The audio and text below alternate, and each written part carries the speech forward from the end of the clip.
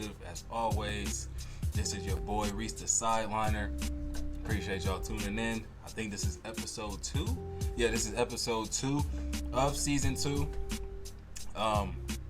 Real quick, off top, next time y'all see me doing the Sideline Perspective, we will be in a brand new setup. I am currently, like I've said, for the past, month or so, building it up. So that's still in the process. Maybe not the next time y'all see me, but within the next couple of times that y'all see me, we will be in a new setup. Hopefully we will start having guests. Not hopefully, but we will start having guests on. Then hopefully a couple of those guests, maybe even just one of those guests becomes a regular on the show, so we can have some dialogue back and forth, and y'all not just hearing me talk for 40 minutes to an hour. So, yeah, man, let's just get right into the show. I want to just, cover the NBA Cup as far as at least yesterday's. Well, the time that y'all see this, it'll be Sunday, so Friday's games go. There's some great basketball. Great basketball. Not every game was amazing, but there were some amazing performances, like De'Aaron Fox dropping 60 points. You had, I did not tune into my Thunder. That's the only game that I did not. Let me go look at that real quick, bro. I did not look at my Thunder. So let me see what's up, because that's the one game I did not tune into.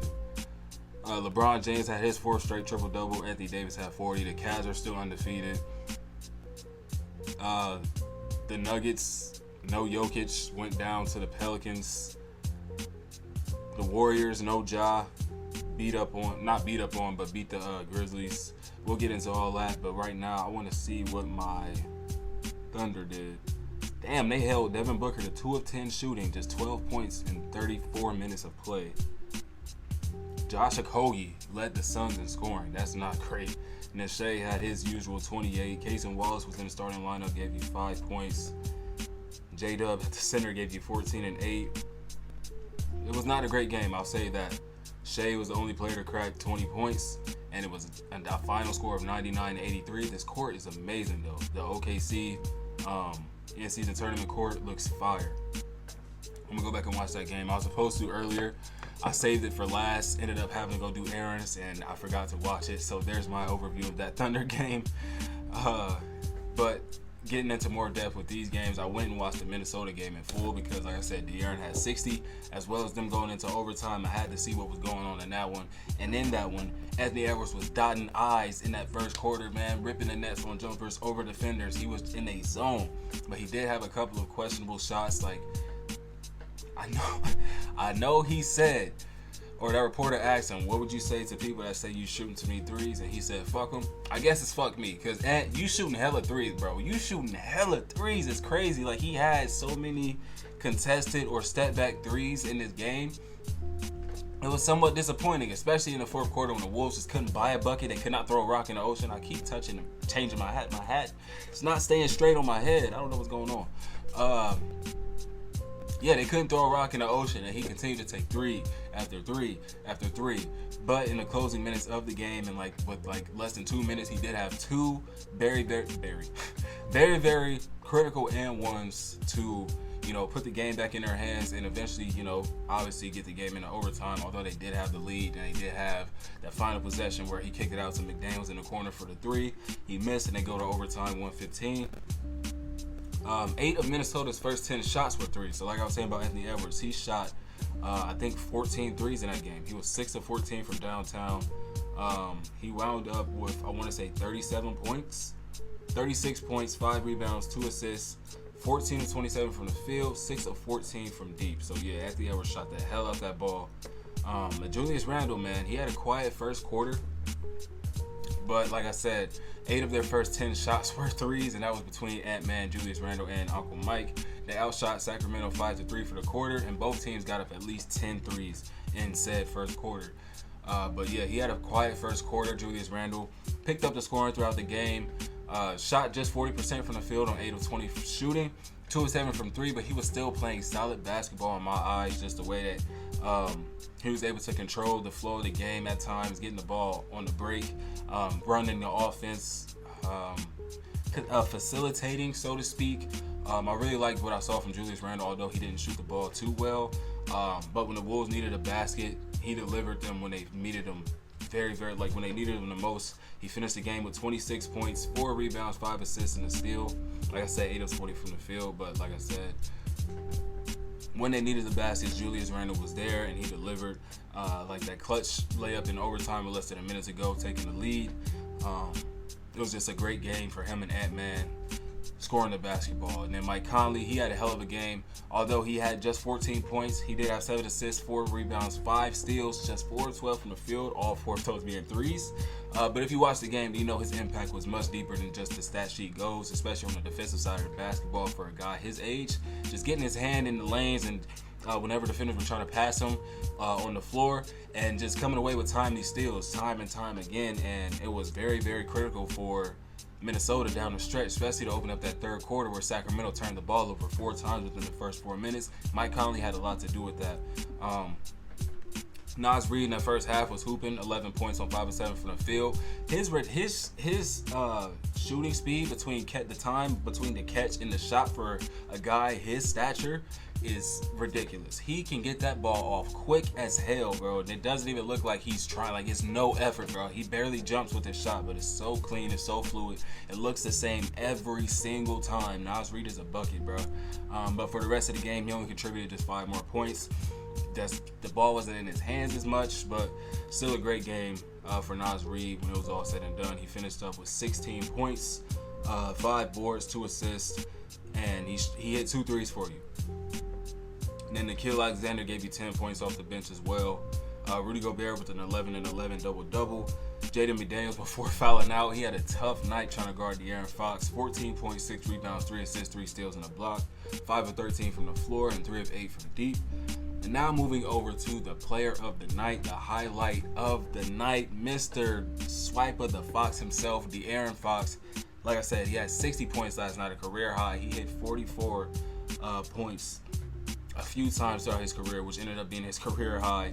He absolutely blew it out the water tonight. 60 piece, 54 in regulation, and he had 2 big threes in overtime to give him 60. He had just 9 points in the first quarter. It looked like a normal game, but after taking Nikhil's ankles, he locked in that second quarter. He took off and scored 12 points. Then in that third quarter, kept it cooking, kept getting downhill and attacking the rim, getting to the line, gave them 13. And then that fourth quarter was just absolutely unreal, just getting bucket after bucket after bucket, playing essentially playground basketball with how smooth and fluid he was with the basket. Like, it just, De'Aaron Fox was looking amazing, like a man just in the zone, just blacked out, just focused on what he had to do to make sure that his team was in position to win this game. Phenomenal, outstanding, all the words that you can say, excellent. De'Aaron Fox did what he had to do. Like I said, he scored 20 points in that fourth quarter into a 54 to go into overtime. He had a big 3 coming out of that overtime to start off that overtime period within the first 10-ish seconds. It made you be like, oh shit, here we go. Because it's like, it looked like he was going to continue to take over and be on that grind and give his team, energy and, have a chance to win this game. But he was clearly gassed because of all that he gave them in that fourth quarter. So he didn't really have much to go. And you saw that especially getting back on defense when they would cut to him on the close-up after the offensive play. He's like trotting up the floor like his legs were done in that game. You saw after the game when he embraced Mike Conley, he was so tired, man. So hell of a game for De'Aaron Fox though, man. Hell of a game. Like I said, coming out of halftime for the Kings, they did turn the ball over 4 times in 4 minutes and allowed Minnesota to go on a 12-0 run, to which they fell behind by 20. So that just goes to show the amount of fucking work De'Aaron Fox really had to put in and get this team back to where they need to be, put the team on his back. And going into the fourth quarter, they were down 98-82.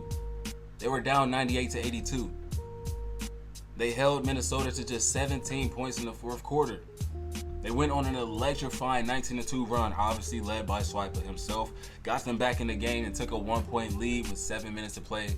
It was y'all, man. If you didn't see that game, go tune into it right now. It was amazing, especially for De'Aaron Fox. Anthony Edwards, like I said, took a few too many of those contested step back jumpers for me and my liking, but a victory is a victory. He did give us 36 points and.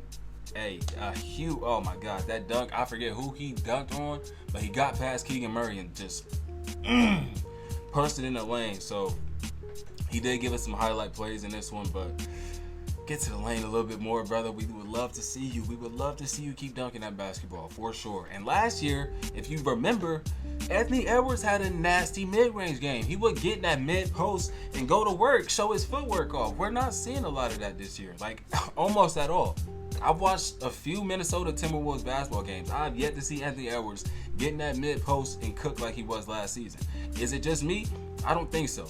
I've not seen Anthony Edwards cook like he was last year in that mid-range. I would always talk about his footwork next to Shai Gilgeous-Alexander as being the top of the top when it comes to guards in the league when it comes to their footwork. Not to say he lost it, he's just not displaying it this year. It's a lot of threes. He's leading the league in three-point attempts this year, I think with 11 to 12 threes a game. You saw last night, like I said, he shot 14. So, yeah, get to that mid-range, bro. I love seeing players cook in the mid-range. He was one of my favorites because it looks so fluid and clean when he was doing it. Same with Shai. That's why I love watching Shai and Anthony Edwards. The mid-range game, the way to get that they are able to get downhill and attack the rim. Obviously, it's different because Ant-Man has a greater level of athleticism than Shai does. But all in all, they both can finish around the rim. The mid-range game is impeccable. Shai is not a great three-point shooter, as great of a three-point shooter as Anthony Edwards is. But still, I don't even know where I was going with that. But Ant-Man, show us that footwork again. And it's a bonus in this game. Had 23 points, 12 rebounds, 4 assists, 3 blocks, 10 of 15 from the field, 0 of 3 from deep. And he had a few good, really good passes in this game. He played decent defense for the most part. But otherwise, it was a pretty quiet performance for Sabonis, considering the circumstances of no DeMar DeRozan, no Malik Monk. It was just not his impact wasn't felt as great as I thought it would have or could have been. And maybe that's just because he was heavily overshadowed by the 60-point performance by De'Aaron Fox. Moving on to the New York Knicks and Brooklyn Nets. I was just talking about Ant-Man in the mid-range and footwork and just man. Cam Thomas is one of those guys, man. He is ice cold and one of my favorite players to watch in all of basketball right now, man. He's so clean. Ever so smooth, fluid with his movements, his will to get a shot off no matter his body positioning to the rim. If he's facing away from the rim and he feels like pulling up, he's going to rise, adjust his shoulders, and knock that John down. Cam Thomas has one of the most impeccable forms I've ever seen in my life, and it doesn't look the same every time, but he gets a lot of lift on his shot, especially from 3 in the mid-range. Cam Thomas is a dog, and he is a gem. Yes, this is the Brooklyn Nets, so he just has reign to just do whatever. But, bro, I know y'all remember the 3-game stretch last year he had when he scored 45 points damn near for 3 straight games. He scored over 40 for 3 straight games, bro. And then he stopped playing. They took him out the lineup. What the fuck? Cam Thomas is one of those dudes, bro, and I do not appreciate how underappreciated and underrated he actually is. That aspect alone of him being able to pull up wherever, however, and get his shot off and make it 80% of the time. I mean, not really 80% of the time, but that's what it feels like. It's an underrated aspect for a player's game that not many players actually possess. Anthony Edwards kind of has that in him. DeMar DeRozan a little bit. Shai Gilgeous-Alexander, who we were talking about earlier. There's a few of other guys that have that kind of wherever my feet are, I can lift, adjust my shoulders to the rim and still knock it down. I think Cam Thomas is probably one of the best at that. And also his ability to maneuver through the lane and get to the rim with a guy at his stature, kind of similar to a Jalen Brunson in a way that, they can get to the rim and finish so well. It's understated, bro. So Cam Thomas, man, I love going back and watching this game, especially the way he started off 4-4 from deep in the first quarter and hit another one in the second to go start off the game 5-5 from deep. And then he just continued to put on the show throughout the night for the rest of the game, ended up with 43 points. And when it was all said and done, I was disappointed to see that ball was not in his hands in that closing 8 seconds, man. Dennis Schroeder, he did hit the big shot to take the lead before Jalen Brunson hit the 3. But Damn, man, that ball should have been in that ball should have been in Cam Thomas' hands, man. 43 points, and he's not the guy taking the last shot. It's kind of similar to the Maxey and Paul George thing. Granted, Schroeder, like I said, he did just come off of hitting a big shot before that, but Cam Thomas needs to have that ball in his hands. I don't know if this is a team this is why I'm so confused, bro, because it's like for a team that everybody assumed that will be tanking, trying to get possibly one of the worst, if not the actual worst team in the league, and trying to go after a guy like Cooper Flagg, Ace Bailey, DJ Edgecombe, a top 3 pick in his draft. They're very, very, very competitive, and I enjoy watching Brooklyn Nets basketball. I did not think I would say that coming into this year, bro. They were at the bottom of my watchability list, along with the not Charlotte Hornets, the Washington Wizards, the Portland Trailblazers. The Brooklyn Nets were right there with them, bro. I'm tuning into Brooklyn Nets games now because of this backcourt of Dennis Schroeder and Cam Thomas. Absolutely electrifying, especially Cam Thomas, man. He's a beast. And then on the other side for the Knicks, man, Jalen Brunson is a dog, man. Just like kind of like I was similarly saying to Cam Thomas with his ability to get to the rim and finish is unreal, man.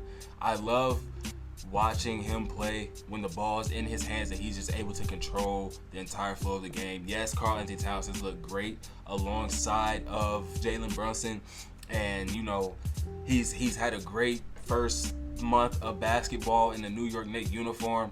But it's something about the heliocentric, and I put that in quotations, heliocentric Jalen Brunson style of offense that Tom Thibodeau instills in this team that I just can't get enough of because it looks very, very, very, very good. It's not as bad as a James Harden or Luka Doncic where you pound, step back 3 with 4 or 5 seconds left on the shot clock. It's more so like put the ball in the smartest and best offensive player's hands and let him make it work. Whatever he does, whether he shoots the ball or passes the ball, we're going to live and die with that. And I love that strategy that is employed by Tom Thibodeau and this New York Knicks offensive system that they have, especially with no Julius Randle anymore. The ball is not really going to stick as much because Karl-Anthony Towns is a willing passer. He will come up off that ball. He doesn't really need to dribble to set up his own offense. He'll catch and shoot. He'll like I said, he'll pass and screen. He'll roll. Karl-Anthony Towns does the little things that Julius Randle probably wouldn't have provided for this team. Not saying that he's a better fit or a better player for it. He might be a better fit, honestly, just because of stretchability. But aside from that, Jalen Brunson ended up with 37 points and the game-winning basket, 7 assists, 3 rebounds on some efficient shooting, 12 of 20 from the field, and 10 of 12 from the free throw line. So like I said, just getting to the rim and imposing his will on the defense. Jalen Brunson is one of the best at that. 10 of 12 from the free throw line for a 6'1", 6'2" point guard. I love it. He's a dog, bro. He's a dog. And then Mikal Bridges in his first game against his former teammates in Brooklyn looked really, really good. Effective on both ends of the floor, per usual, putting up 22 points, 5 rebounds, 4 assists, and still in a block. And that one block being the game-winning block to seal the deal, to prevent Schroeder to send the game to overtime. Like I said, I think that ball should have been in Cam Thomas's hands, but who am I? Maybe the Nets are really actually trying to tank, but look competitive, make it look like they're not, you know what I mean? So if they are, then that's high IQ right there, because they look really good. Like they could act, bro. The Nets right now, because I have something in the vault right now. Oh no, it's on my other phone. Okay. So earlier I recorded the standings and it was pretty interesting. So we'll just go through it a little bit right now. It's not the same as it was earlier. Obviously the Cavs are still undefeated, 14-0. Big Cleveland, big O. Boston Celtics are second, 10-3. The Orlando Magic are third at 8-6 on a 5-game win streak. That's big for them, seeing how they do not have their best player in Paolo Banchero. The Knicks are fourth at a 500, 6-6. Atlanta is 6-7 at number 5. Miami is 6th. Detroit is 7th. Indiana is 9th, and Charlotte is 8th. Indiana is 9th, and then Brooklyn is sitting at 10. 3 of those teams in the last 7 to 10 were lottery teams last year. Nowhere near the play-in. Detroit, the worst team in basketball last year. Charlotte, and Brooklyn Nets. They are replacing the Philadelphia 76ers, who are 2-10 right now. 2-10, albeit beat up, but now they have 2 of their 3 big 3 trio, whatever you want to call it. and they're still losing basketball games. The Milwaukee Bucks, who are absolutely terrible, just lost to the Charlotte Hornets, 115-114. Giannis had a triple-double, no Damian Lillard. They're 4-9, sitting at 12, and the Chicago Bulls are sitting at number 11. 11 and 10, interchangeable, but still, this is a very interesting season, man. This is a very interesting season, especially to see that 3 of these bottom-feeding teams are in the play-in right now. If the play-in was to start today. Then out west, you got OKC at number 1, 11 and 12. Golden State is 10 and 2 at 2. Number 3 is Houston Rockets at 9 and 4. 4 is the Phoenix Suns, 9 and 4. They have lost back-to-back games. LA is on a 4-game winning streak at number 5. They are at 8 and 4. Shout out to Anthony Davis and LeBron James last night. We're going to get into that game next. Denver has turned it around, man. They are at the 6th seed, 7 and 4. Minnesota, after their win last night, are now at 7, above 500 at 7 and 6. Sacramento, after losing to Minnesota, are at 8, 7 and 6. Memphis, after losing to LA, 7 and 6. There's a lot of 7 and 6s out there. And then 6 and 7 for the Los Angeles Clippers on a 3-game losing streak. San Antonio is 11. Dallas is a huge shock right now, losing 4 straight games, 5 and 7. They are now 12th. Portland is 13th at 5 and 8. New Orleans is 14th. No Zion. They're looking bad. 4 and 9. And then at 15, I mean, they've been beat up all year. They lost Trey Murphy. They lost Herb Jones. Dyson Daniels is no longer on the team. DeJounte has yet to play a game for them. Brandon Ingram has been the only player there all year. So that's understandable, 4 and 9. But damn, that's crazy. They're 14th. And then the worst team in the league, Utah Jazz, are 3 and 8. Oh, excuse me. They are not the worst team. Toronto is 2 and 11. Philly is 2 and 10. Washington is 2 and 9. And then it's the Utah Jazz at 3 and 8. But Milwaukee's right in front of them. Bottom 5 in the league is Milwaukee at 4 and 9. That is nasty work. That is nasty work, man. So yeah, that's the standing overview. Let's get back to the games from last night, though. Lakers versus Spurs. The Lakers started this game down 11 points. It was 11-0 after Victor Wembanyama came out, setting the tone for them with a quick 7 points. It looked like it's going to be one of those bad games for the Lakers, man. They were able to get their shit together, take a 1-point lead going into the second quarter, 31-30. Thanks to Anthony Davis stepping up and putting the backpack on and really, taking over that game. The Spurs were 8 of 20 in the first half from deep to the Lakers 5 of 9, but they still trailed at the half, which just goes to show that threes aren't the only shot that is a true weapon and something that you can compete. The only thing that you can compete with. Lakers are in the bottom 5 when it comes to 3-point attempts per game, and albeit the Spurs only made 8 of those, even if they would have made 3 more, it would still be like a 1-point game, maybe tied. So it just goes to show, like I said, that three-pointers aren't the only way to win basketball games down the league. Granted, like I said, this is the young San Antonio Spurs, so if this was a different team like maybe the Boston Celtics, they would have hit probably 12 of those. And this will be a different game. I don't know what it is about LA and not getting threes up. They do have great 3-point shooters in Dalton Connect. Austin Reeves can shoot the ball pretty good. LeBron James in the past couple of seasons have shot above 38 to 40%. Anthony Davis has been knocking them down this year. D'Lo, as we know, will get him up. Cam Reddish is a decent 3-point shooter. Gabe Vincent is a willing 3-point shooter. So I don't know what it is why they don't get a lot of 3-point shots up. Hey, it's working for them for now, I guess. But when you get against a team, and I think that the Lakers do have an identity. I'm not really sure what it is. I haven't watched a lot of Lakers basketball this year, but it is really get Anthony Davis the ball, and we're going to go off of that. So, yeah, that's that. Victor Wembanyama had 23 points, 10 assists going into the fourth quarter, hitting multiple threes. But we'll get into Vic a little bit later. Actually, let's talk about it. Let's talk about Victor Wembanyama, man. He had a great performance with 28 points, 14 boards, 5 assists, a steal, and 2 blocks, shooting 12 of 25 from the deep and a glaring 4 of 13 from downtown. You want to talk about somebody shooting too many threes? It's not Ant-Man. It's Victor Wembanyama. There's no way in hell a 7-footer, man. Ooh. Why are you 7'5", shooting 13 threes in a game like you're Stephen Curry? I get it, bro. He is an anomaly. He's an alien. He's a unicorn, whatever you want to call him. He's a generational player.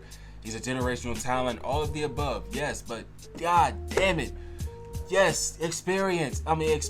Get all this shit out in your first few seasons, and then once you finally find your bag, lock in and go crazy. But goddamn, Wemby, 13 threes is crazy, bro. 13 threes is crazy. That's unacceptable, especially when y'all lose the basketball game in the fashion that y'all did. It was just a 5-point game.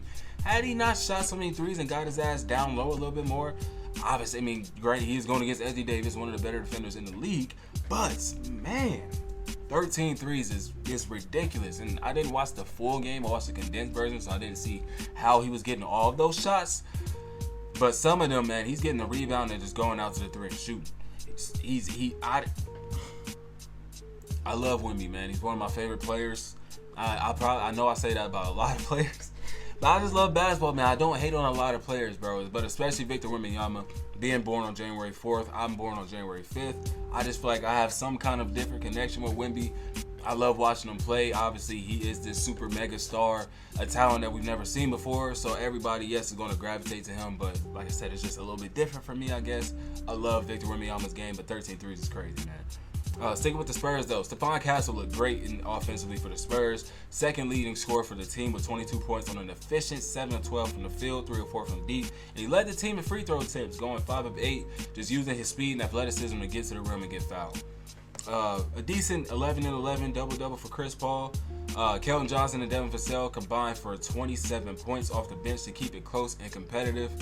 But, you know, the Lakers was just too much for him, especially Anthony Davis with his huge game. All game, he was just killing it for the Lakers, man. And in the fourth, he hit 2 really big threes and had a really great dive to the rim with about a minute and a half left to get a 1-point lead, 116 to 115.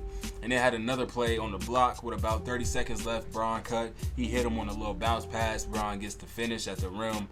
Just under 30 seconds left, he finished off with 40 points, 12 rebounds, 2 blocks, and still on 54% from the floor. He had a couple threes, 2 of 4, like I said, which happened to be some of the biggest shots of the game. He was also 10 of 12 from the free throw line. He was just having his way against the Spurs defense, and then he tied Wembanyama for most offensive rebounds in the game with 5. Then LeBron James, man. King James from the O. Big Cleveland legend.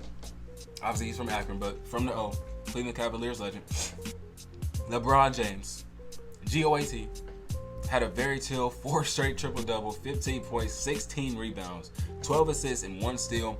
He shot just 12 shots tonight, but he made 6 of them, so that's 50%. 1 of 4 from 3, and he had 7 turnovers, which kind of made it a little bit of an ugly game, but nonetheless, the streak continues.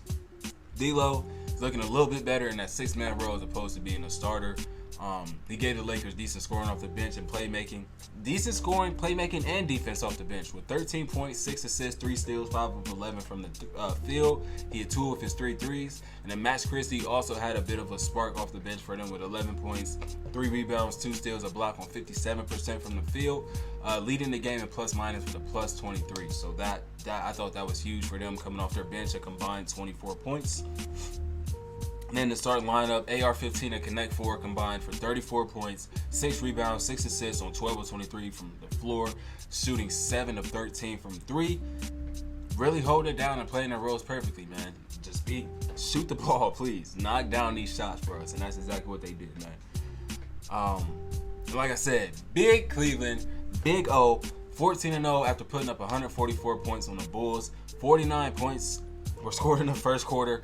And they did all this without their best defensive player in Evan Mobley, man. Spider is going crazy, man. He is definitely in the top 5 for me when it comes to the MVP race.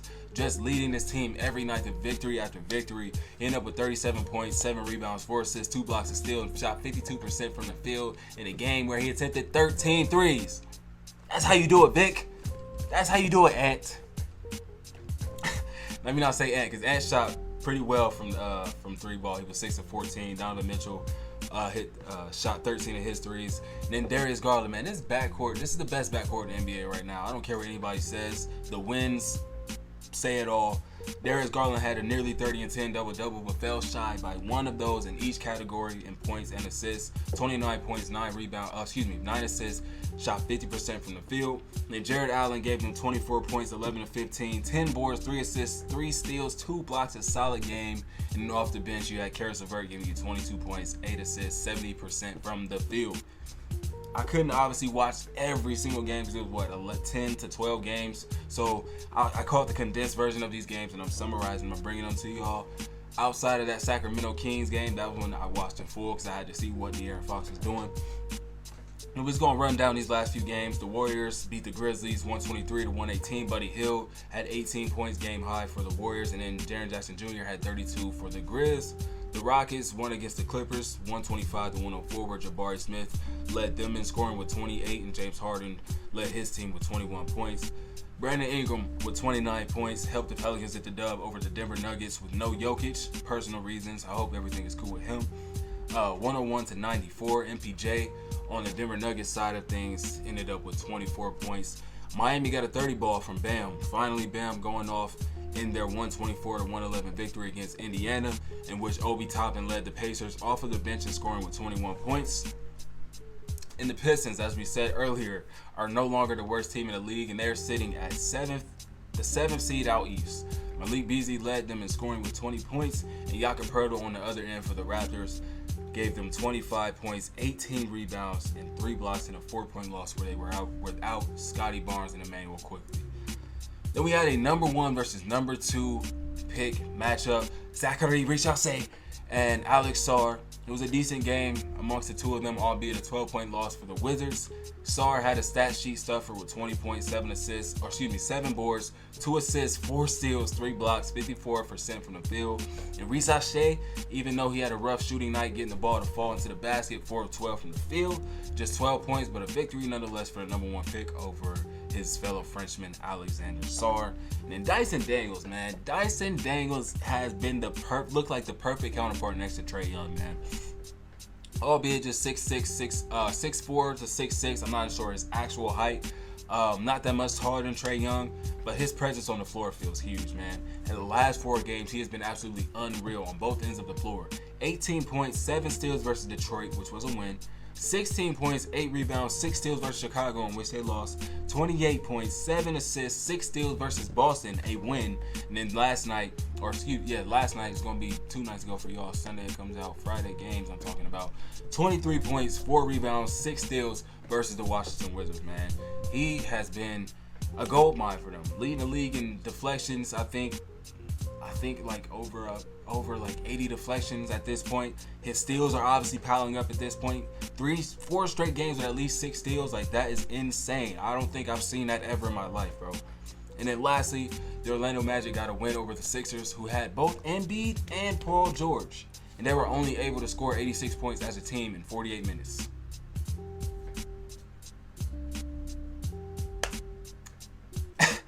I don't know. Like, I gotta go watch that game because I did not watch this game at all because I saw that it was a 99 to 86 point game or something like that. No team scored 100 points. If you don't score 100 points, I'm probably not watching your game. It's the same with the Thunder. It was 99 to 80 something, them against the Suns.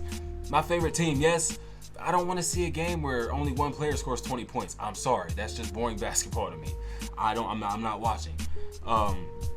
So yes, the duo was responsible for 34 of those 86 points. And then the rookie, Jared McCain, who has been fucking balling this year, had 29 points, outscoring them both individually. Joel Embiid had 20, and then Paul George had 13. And then Franz Wagner led the game with 31 points, 11 rebounds, 6 assists, 2 steals, and a block. NBA Cup is in full swing, man. Let me go look at these standings really quick.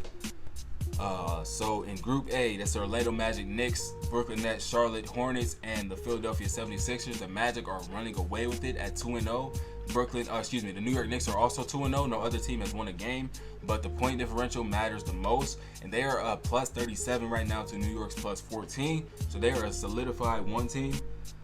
Detroit, is leading Group B. Detroit, Milwaukee, Miami, Indiana, and Toronto. They are 2-0 with a plus 4 differential. Milwaukee has plus 14 at 2. Miami has plus 13 at 3. But seeing how Milwaukee has 1 win, and Miami has 1 win to Detroit's 2, they are in the 1 spot. And then East Group C, Atlanta, Cleveland, Boston, Washington, and Chicago. Cleveland has only played the 1 game, so they are at 2, but they have a plus 18 differential. Atlanta's at 1 with a plus 13, and then everybody else has not won a game. Boston with that -1, losing to Atlanta the other day. Excuse me. And then out west, Group A, you got Houston, Portland, Minnesota, Sacramento, and the Los Angeles Clippers. The Clippers are 0-1. They are 5 in that group. They are -1. The Sacramento Kings are 4th. They are 0-1, and they have a 0 somehow.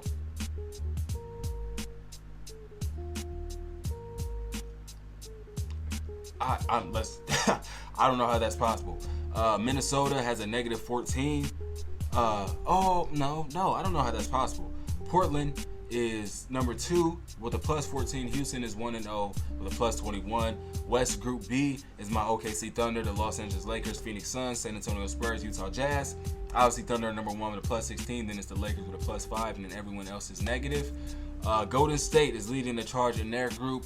They're number 1, 2-0 with a +8. New Orleans is 1-0 at number 2 with a +7, and then everyone else has winless and a negative differential. So yeah, it's in full swing right now. Obviously, it's still a lot of basketball left to play. There's maybe 3 more games left in the NBA Cup, but yeah, that's it as of now. If we want to, we could go back and look at Tuesday's games. The Orlando Magic won 114-89 versus the Hornets, 123-121. Detroit won that game on that buzzer beater, or that game winner by Kate, I think it was, over the Heat. But yeah, Atlanta beat the Celtics by that 1 point, 117-116. New York got the win over Philly, 111-99. 99-85, Bucks versus Raptors. 120-112, Suns versus Jazz. The Trailblazers whooped the hell out the Timberwolves, 122-108, and the Warriors won a 3-point game versus the Dallas Mavericks. Klay Thompson's first game back into the Bay. Much respect to the Warriors organization for how they treated Klay Thompson on his return, man. Captain Klay got the standing ovation with the hats and the warm welcome, like coming into the arena with everybody with the captain hats and just showing them love. So much love to the Warriors for that, man. 120-117. Steph Curry spoiling that, putting them to bed. Night. And I think that's all I got, man. Today's games or last night's games for y'all, whatever. Like I said, the Bucks lost to the Hornets, 115-114. Giannis Antetokounmpo did end up with a triple-double, though. 22 points, 15 rebounds, 12 assists, 2 blocks. He shot 11 of 22 from the field. Taurean Prince led the Milwaukee Bucks in scoring. That's nasty to say. With 23 points, 5 assists, 3 rebounds. He shot 9 of 14. Just 14 from Andre Jackson Jr. Bobby Portis off the bench gave you 21, 7, and 3. 10 points for Pat Connaughton, Gary Trent Jr. off your bench. And then on the other side, LaMelo Ball, 26 points, 9 rebounds, 6 assists. He shot terribly, 1 of 7 from deep. Brandon Miller shot terribly as well, 3 of 11 from deep. They both had off shooting night, 7 of 20 for LaMelo, 5 of 17 for Brandon Miller, 26 points, like I said, for Melo, 13 for B. Mills. But they were still able to win this game by 1 point somehow, some way. 15 for Josh Green, 19 for Bridges. Grant Williams started at the center for them. That's crazy. 12 for Diabate off the bench. Trey Mann gave you 11. So yeah, big time win for the Hornets over the Milwaukee Bucks. The Bucks are terrible this year. Terrible. I know you're gonna be paying 3 head coaches at this point, Bo, or 4 once you fire Doc. But fire Doc. Please fire Doc. Please fire Doc. This is terrible. There's no way in hell you have 2 top 75 players, a 2-time MVP and Defensive Player of the Year, an NBA champion. How is it so hard to get this team to win basketball games? I don't know. Maybe it's the Darvin Ham effect. You got 2 stars. You got this pocket holder on your bench. You're probably going to be a bad team. So I'm going to chalk that up to Darvin Ham and Doc Rivers' terrible coaching combined.